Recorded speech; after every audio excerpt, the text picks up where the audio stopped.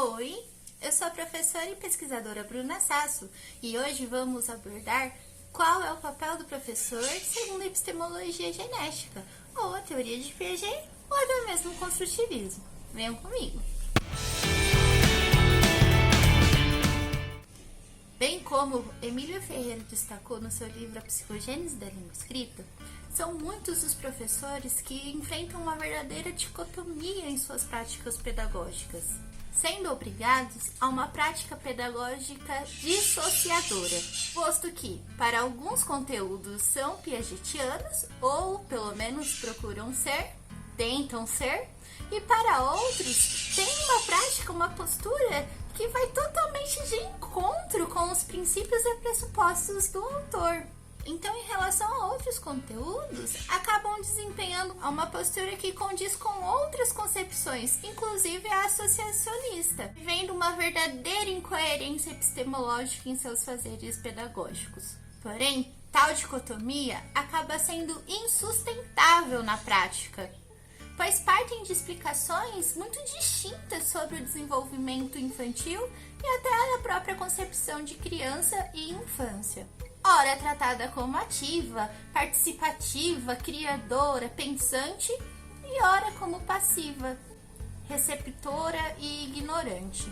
Levantamos a questão então sobre qual é o papel do professor na aprendizagem do aluno segundo a epistemologia genética, visando uma prática pedagógica coerente com os princípios da teoria piagetiana e com as ideias do autor acerca da construção do conhecimento.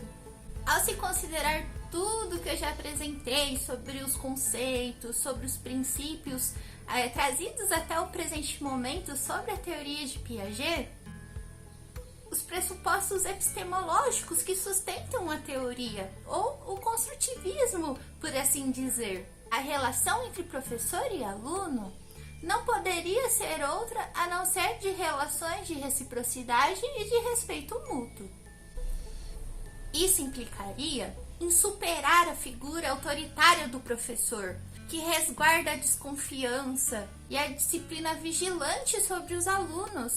Essa figura do professor, então, representante dogmático do conteúdo e da disciplina, da ordem e do progresso, para se obter, então, relações de reciprocidade, de respeito mútuo e não unilateral, de relações de equidade e de cooperação, onde não há predominância de nenhum dos polos na relação. Vamos retomar? O interacionismo significa que o conhecimento não acontece somente pela atuação do sujeito e nem por pressão do meio que o cerca, ou do que vem de fora, do que é objeto, de tudo aquilo que não é sujeito. Acontece, como o próprio nome diz, pela interação de ambos, ou seja, tanto o sujeito exerce influência sobre o objeto, como o objeto exerce influência sobre o sujeito, com suas extraordinárias complexidades. Na relação entre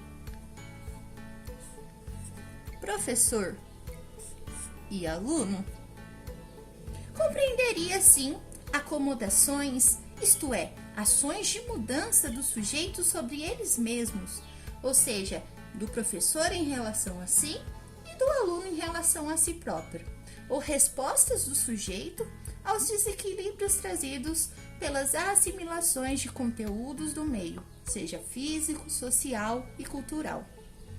Por isso, como o professor Fernando Becker defende, é errado conjugar o verbo interagir para um sujeito simples, como, por exemplo, o aluno interagiu com o professor.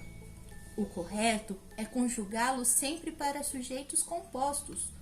Os alunos, ou o aluno e o professor interagiram. Assim, aluno e professor mantêm relações de interação. Por quê? De maneira semelhante, consoante a Paulo Freire, Fernando Becker também vê que vale o uso incorreto do verbo dialogar. Não é certo dizer que o professor dialogou com ou para sua turma.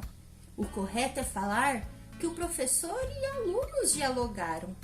Isso porque a interação discursiva ou prática, de acordo com o autor, só acontece quando ambos os polos, tanto de professor como de alunos, presentes na relação agem. Quando sujeito e objeto agem, transformando-se em função dessas ações, e a ação de uns é assimilada pelas ações dos outros e vice-versa. Além disso, muito se ouve no contexto educacional sobre o professor ser o mediador do processo de aprendizagem da criança. Mas o que isso tem por trás? Quais são os embasamentos que sustentam essa ideia? A palavra mediação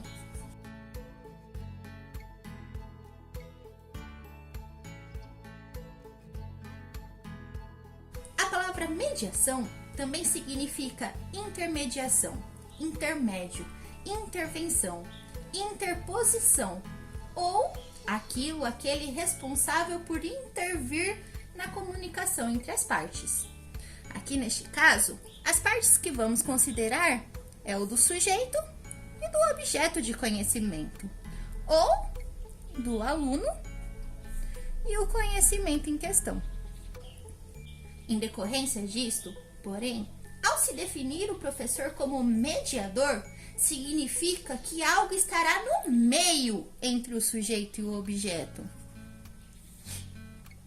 de conhecimento, entre o aluno e o conhecimento. Indispensavelmente, haveria a necessidade de um professor, de se ter a atuação dele, desempenhando seu papel de mediador, bem como definem certas concepções, sem o qual, podendo ser ele um parceiro mais experiente, porém e especialmente é e deve ser desempenhado pela figura do professor, a aprendizagem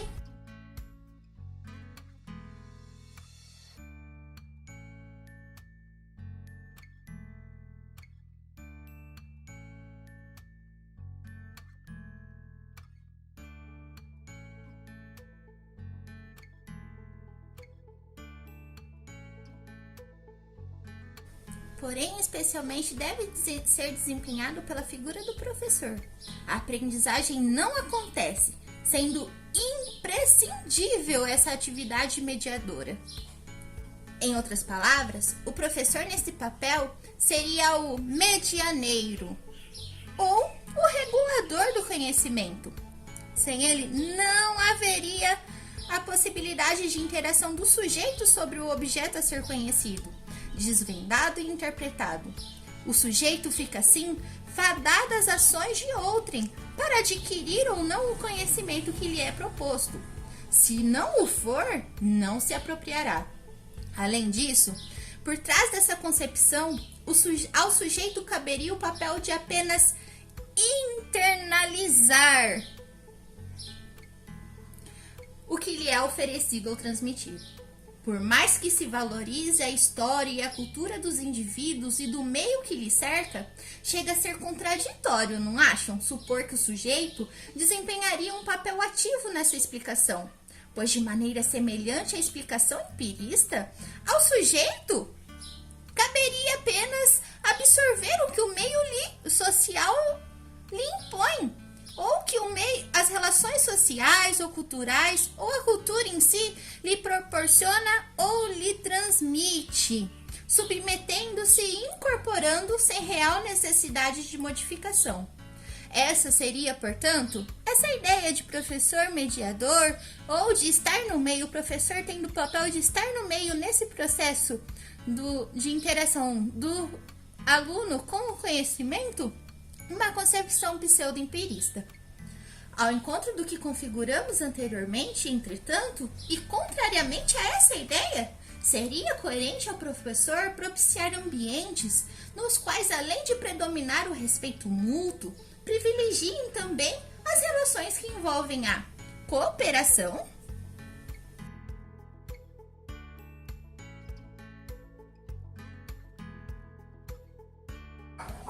e nos quais as crianças tenham problemas a resolver.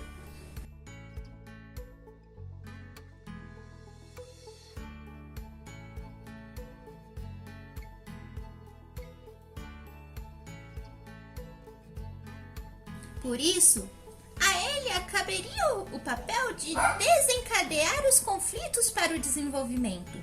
Além disso, para que, buscando fazer com que seus alunos se descentrem de si mesmos, a ponto de conseguirem relacionar e coordenar um ou mais aspectos fora do seu próprio ponto de vista e conquistem a reversibilidade, tanto da ação quanto do pensamento, o professor precisaria lhes proporcionar muito mais do que o que podem fazer, mas o que se faz com aquilo que se faz.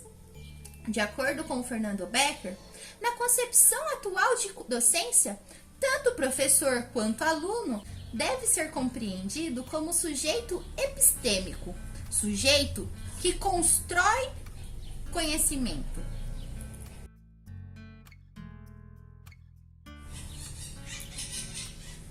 Isto é, tanto aluno é professor. Ademais, em nenhum domínio o conhecimento e o conteúdo está pronto, acabado. Também não se conhecem os limites da capacidade de aprender. O professor é o responsável pelo processo de aprendizagem do aluno. Mas, vamos situar?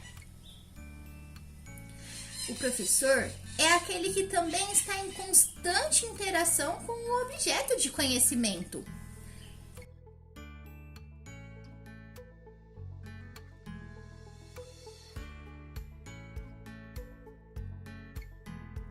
O professor também está em constante interação com o objeto de conhecimento e também com o aluno.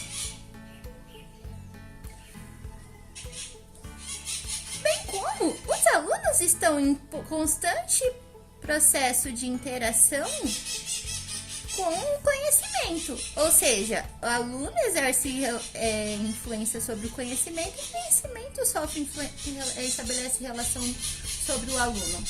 Mas de maneira alguma, o professor estaria aqui no meio, estaria entre eles, mas fora do processo, apesar de agir ativamente sobre os sujeitos do conhecimento e o conhecimento ou conteúdos, dando possibilidades de assimilações, desequilíbrios, acomodações, transformações, assimilações, integrações e novos equilíbrios, sempre majorantes, e sofrendo simultaneamente os mesmos processos, de maneira dialética e ininterrupta.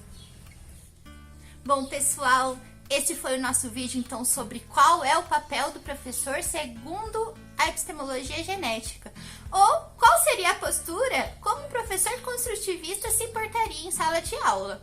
Vocês já tinham pensado nessa possibilidade em relação a esses aspectos que eu apresentei? Ou deu tilt aí dentro? Saiu fumacinha? Se saiu, que bom! Fico muito feliz. Espero que vocês continuem refletindo. Se tiverem questões, me mandem aqui nos comentários que eu atentamente vou ler, responder cada um de vocês. Espero que tenham gostado. Mandem para os amigos, para os professores, para os pais, para eles também pensarem sobre suas posturas e o que nós discutimos até aqui. Se inscrevam no canal, ativem o sininho e continuem comigo que ainda vem muita coisa legal por aí. Espero que tenham gostado, contem comigo e tamo junto. Beijos e até! A descrição dos textos utilizados neste vídeo estarão logo abaixo, tá?